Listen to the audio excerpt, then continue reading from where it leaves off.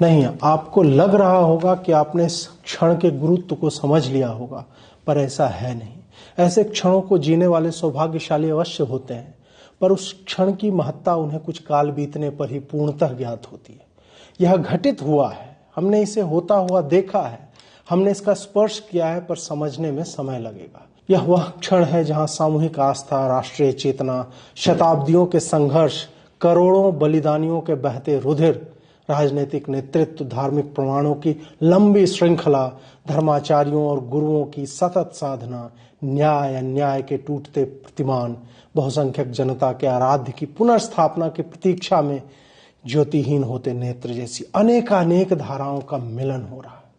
यह वह वैज्ञानिक सिंगुलैरिटी है जहां ये सारी व्यवस्थित अराजकताएं अपने परिणाम पर पहुंचकर एक सघन, गंभीर, भारी, एकीकृत समापन बिंदु में सिमट जाती हैं और आने वाले अनेकानेक शुभ धाराओं का आरंभ बिंदु बन जाती हैं। इस बिंदु का नाम है राम। बिंदु से रेखाएं बनती हैं, रेखाओं से आकार बनते हैं, आकार से निर्माण संभव होते हैं।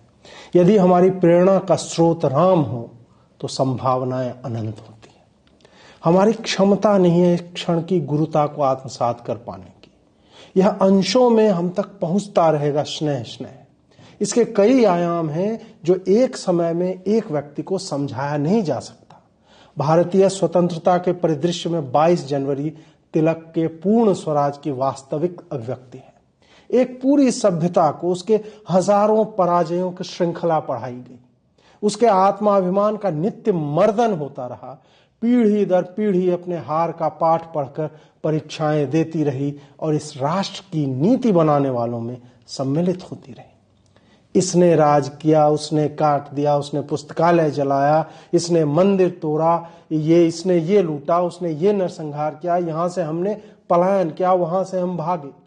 हमारी समृद्धियों को हमारे भीरू होने की कथाओं में समेट दिया गया। हमसे कोदंड छीन लिया गया, सुदर्शन छीन लिया गया, गदा छीन ली गई, फरसा छीन लिया गया और हाथ में सेकुलरिज्म का झुंझुना थमा दिया गया। हमारी माओं के स्तन कटते रहे, पिताओं के रक्त रंजित जनेऊ तराजू के पलड़ों का भार बढ़ाते रहे। शिवलिंगों और विग्रहों को कुओं और तालाबों में छुपाया जाता रहा। मूर्तियों के नाक और हाथ नोचे जाते रहे। हमारे पूर्वज के सरों से मीनारे बनाई जाती रही और हमें कहा गया कि गंगा जमुनी तहजीब सीखो। पर किसकी गंगा, किसकी यमुना? यह मंदिर केवल भारत के लिए नवीन सूर्योदय नहीं है, बल्कि पूरे विश्व में जिहादियों और औपनिवेशिक सत्ताओं द्वारा नष्ट और विध्वंसित सभ्यताओं के लिए एक प्रेरणा है कि धैर्य और संघर्ष से आतताइयों के नाखूनों के घाव मिटाए जा सकते हैं।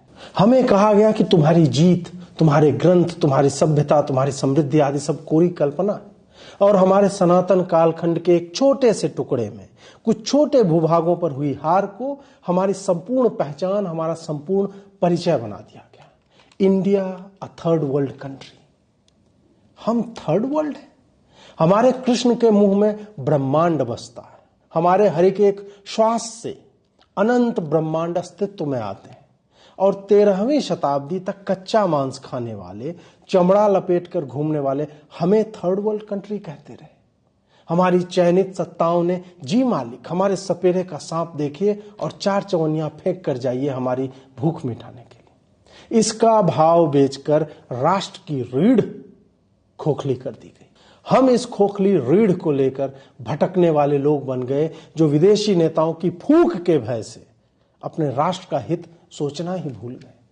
हमारी स्मृति से हमारे स्वाभिमान का लोप हो चुका था, क्योंकि हमने स्वत्व त्याग कर दूसरे जैसा बनने के लिए स्वयं में हीन भाव की विशिष्टता को स्थान दे दिया। राम मंदिर उस स्वत्व के पुनरागमन का प्रतीक है। राम मंदिर उस हारी हुई जनसंख्या के पुनरोद्भव का संकेत है। राम मंदिर हमारी हारों की लंबी श्रृंखला के समापन का उद्घोष है। भारत से उसका धर्म छीनकर कुछ पन्ने पकड़ा दिए गए। राष्ट्र से तुमने धर्म निकाल दिया और धर्म अपनी हर गोष्ठी में भारत माता की जय करता रहा। कांवर के एक छोर पर भगवा, एक पर तिरंगा लगाए धर्म एक आस लगाए हुए अपने देवों को सींचता रहा। भगवा के साथ तिरंगा को मंदिरों में स्थान देकर हमने यह आशा कभी नहीं त्यागी कि भारत में धर्म की वापसी होगी। आज उसी धर्म की वापसी हुई है।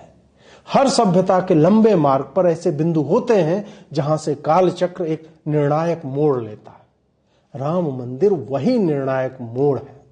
अपने माथे के तिलक, हाथ के कलावे और सर की शिखा को छुपाए रखने को विवश हिंदू ने आज उसे सत्ता में स्थापित किया जो त्रिपुंड लगाता है, 22 कुओं के जल से स्नान करता है, मंदिरों में दंडवत होता है और अपने संकल्प की सिद्धि के लिए धैर्य और संयम के साथ लक्ष्य प्राप्ति करता है।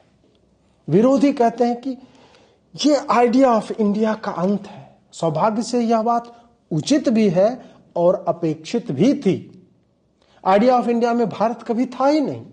भीख में मिली 2 टुकड़ों की विदेशी सभ्यताओं और जड़ से कटे मूल्यों के कॉपी पेस्ट से मिले इस इंडिया के विचार को हम न तब मानते थे न आज।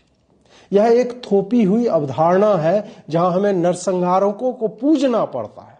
उनके नाम से सड़कें हैं, भवन हैं।